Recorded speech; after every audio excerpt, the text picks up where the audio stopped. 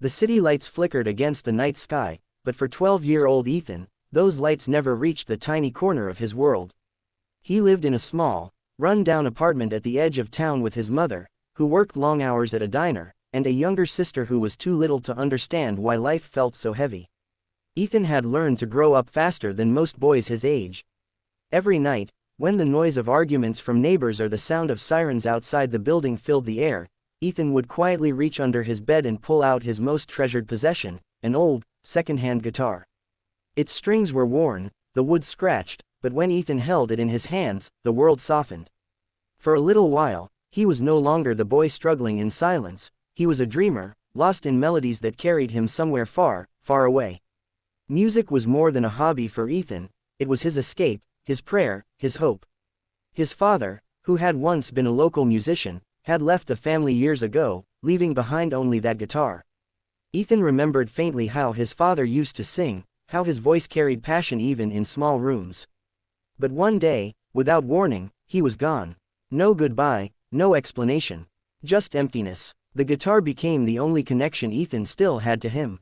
At school, Ethan was often invisible. He wasn't the loud one in class, nor the athletic type who got cheers on the basketball court. His clothes were old, sometimes too small, sometimes torn, and kids noticed. Some whispered, some laughed. He learned to keep his head down, to walk quietly, to not draw attention. But inside, he longed for someone to see him, to hear him, not for the way he looked, but for what he carried in his heart. One chilly evening, Ethan sat by the apartment window, strumming softly. His little sister leaned against him, eyes closed, smiling as his fingers danced on the strings. "Play that one again," she whispered, half asleep. Ethan smiled. The song was Hotel California. He had heard it once on the radio while his mother cleaned the kitchen, and something about it stuck with him, the haunting guitar, the powerful lyrics. He didn't understand every word, but he felt the emotion, the soul of it. To him, it wasn't just a song, it was a story about being lost and found, about searching for belonging. What Ethan didn't know was that this very song would one day change his life. Weeks passed, and a flyer appeared on the school notice board, local youth talent show, share your gift with the world. Ethan froze when he saw it. Could he, should he? The thought of standing on a stage, in front of hundreds of strangers, terrified him. But something inside whispered, this is your chance. That night, he told his mother. She was exhausted from work, her uniform stained, her eyes tired. But when she saw the hope in her son's face, she sighed softly and said, Ethan, if this is what you want, go for it. Don't hide your light. The days leading up to the talent show were filled with nervous practice. His fingers stumbled, his voice cracked, but he kept going. He wasn't just practicing notes, he was pouring his story into every chord, every lyric. He wanted people to feel his pain, his longing, his heart. On the night of the event, Ethan stood backstage, clutching his guitar. He could hear the roar of the audience as other performers took their turns, dancers, magicians, singers. His palms were sweaty, his knees weak. For a moment, he thought about running. He imagined the laughter, the whispers, the possibility of failure. But then, he remembered his sister's sleepy smile, the way she called his playing magic. He remembered his mother's words, don't hide your light. And so, with trembling hands, Ethan stepped onto the stage. The spotlight blinded him for a second. The microphone stood tall, waiting. The crowd grew quiet, curious. A boy, thin, nervous, clutching an old guitar, what could he possibly have to offer? Ethan could almost feel their doubt, their unspoken questions. He sat on the stool, adjusted the guitar, and for a brief moment, closed his eyes. In that silence, he whispered to himself, this is not just for me. This is for Mom, for my sister, for the father who left, for anyone who ever felt invisible. Then, he strummed the first notes of Hotel California. The sound floated across the hall, fragile yet mesmerizing. The chatter stopped, the whispers faded, every ear tuned in. His voice, though soft at first, carried an honesty so raw that it pierced the room. The boy who had been invisible was suddenly commanding the hearts of everyone present. And this was only the beginning. The first strum echoed through the auditorium like a fragile whisper, uncertain yet filled with promise. Ethan's hands trembled slightly, but the guitar, old and scarred, sang with a voice that seemed older than the boy himself. The opening chords of Hotel California rang out, familiar yet fresh, pulling the audience into his world. A hush fell over the room. Conversations stopped. Even the judges leaned forward, surprised that this timid-looking boy had chosen such an iconic song. At first, the audience wasn't sure. Could this nervous child possibly carry the weight of such a classic? But then Ethan began to sing. His voice was not polished, not trained in the way professional singers are, but it carried something far more valuable: truth. Every note trembled with raw emotion, every lyric seemed lived rather than sung. When he sang, "On a dark desert highway, cool wind in my hair," it wasn't just a line from a song, it was his escape, his dream of freedom from the struggles that chained him. A group of teenagers in the front row, who had been giggling moments earlier, fell silent. A mother in the audience squeezed her child's hand. Somewhere in the back, a man closed his eyes, remembering his own youth when he first heard the song decades ago.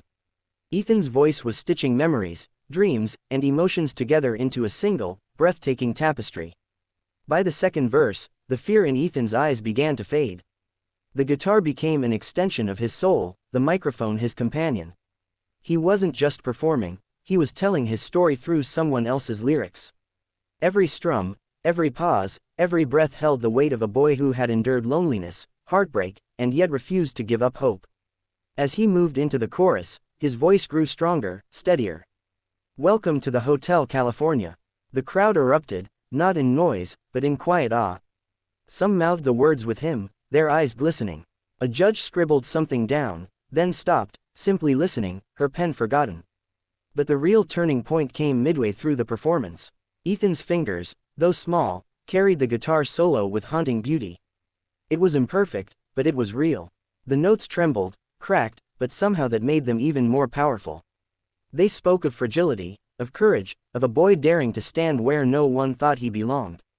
And then, unexpectedly, something magical happened. From the balcony above, a voice shouted softly, "You can do it, kid." It wasn't mocking, it was encouragement, and in that single moment, Ethan's fear melted completely. He smiled faintly, for the first time that evening, and poured his heart fully into the song. Tears began to appear in the audience.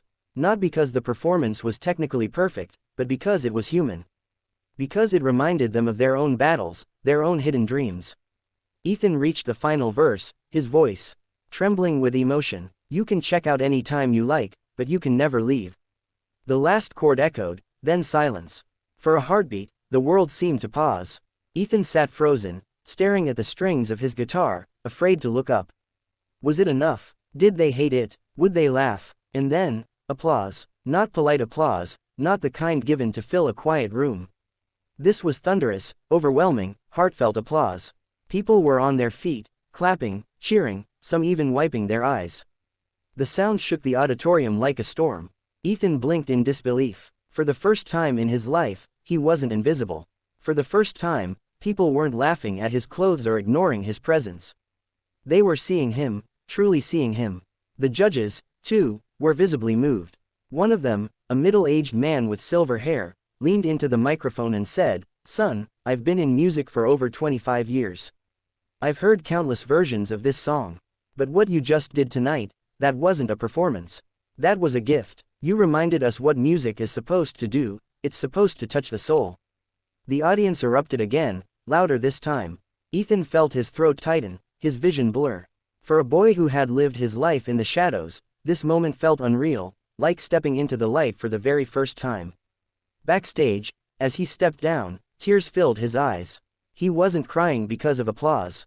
He was crying because he had finally proven, to himself most of all, that his voice mattered. But the night wasn't over. As the show ended and people began to leave, something extraordinary happened. A woman in the audience, dressed in simple clothes, approached Ethan and his mother. She introduced herself as a music teacher who ran a program for underprivileged kids. "I don't know your story," she said softly, "but I know your son has something rare. If you'll allow me, I want to help him. He deserves a chance to share his gift with the world." Ethan's mother, stunned, could barely speak. For years she had prayed silently that her children might have a better future. And now, through a single song, that prayer was beginning to be answered. Ethan, too, was speechless. All he could do was clutch his guitar tightly, whispering to himself, "Thank you. What started as a frightened boy's attempt to be heard had become something far greater. It had touched lives, opened doors, and planted seeds of kindness in strangers' hearts. But the real miracle was yet to come, the moment when the whole world would hear his voice, and a single performance would ripple far beyond that small auditorium. The days after the talent show felt like a dream Ethan never wanted to wake from. News of his performance spread quickly, first through the small town, then across neighboring cities. Clips recorded on cell phones began circulating online.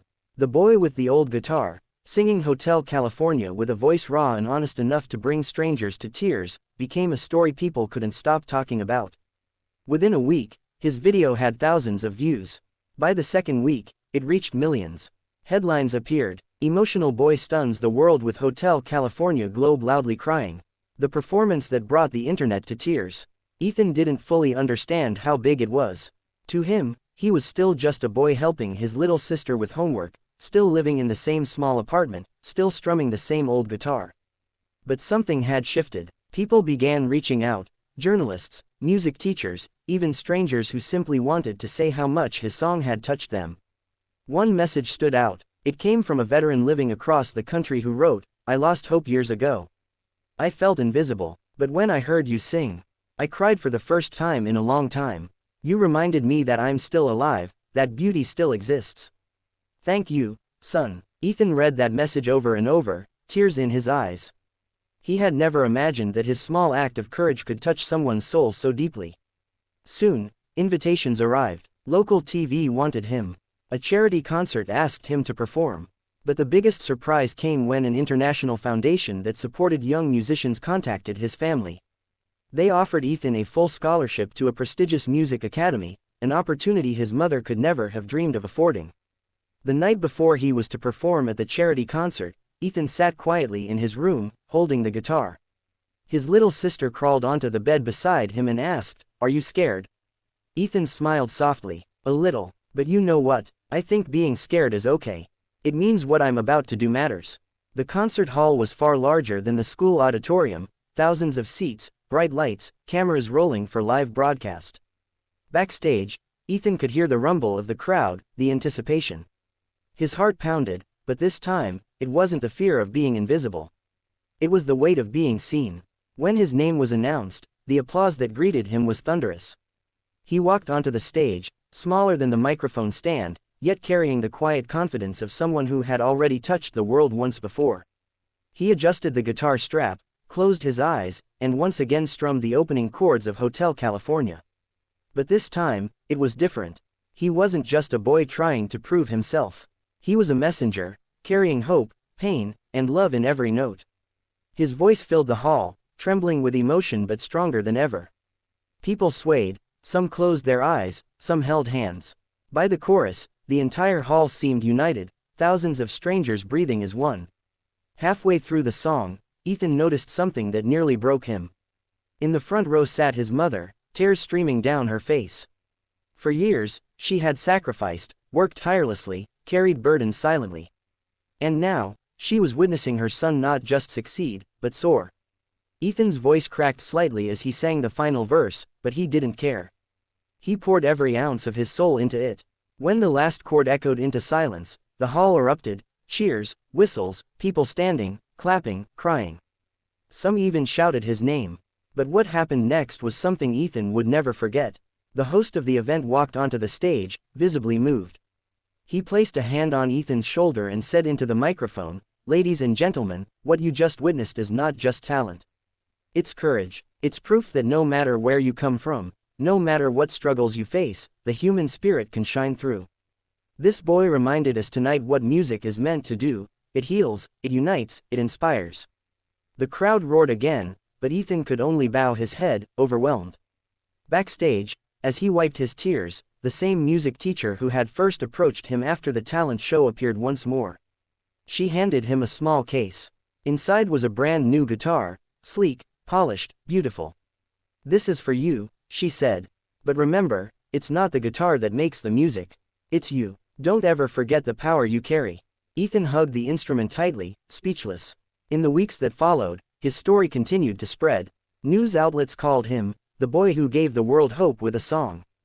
His performances raised funds for charities, helped struggling families, and inspired countless others to chase their own hidden dreams. But through it all, Ethan remained humble. He never forgot the small apartment, the nights of loneliness, the smile of his little sister, or the tired encouragement of his mother. Those were the roots of his music. Those were the reasons he sang. And though fame might have come knocking, Ethan's greatest joy was not in applause or recognition. It was in the quiet messages he still received, people from every corner of the world saying, "You made me believe again. You made me feel less alone." Years later, when asked what that first performance meant to him, Ethan would smile and say, "That night wasn't about proving I could sing. It was about proving that no matter how small you feel, your voice matters. Your story matters. And sometimes, one song, one act of courage, can change the world." Glowing star final message. Ethan's journey reminds us that true power doesn't lie in perfection, but in honesty.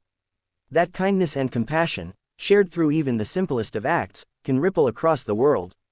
And that sometimes, all it takes is a boy with a guitar, a trembling voice, and a heart full of hope to remind humanity what it means to be alive.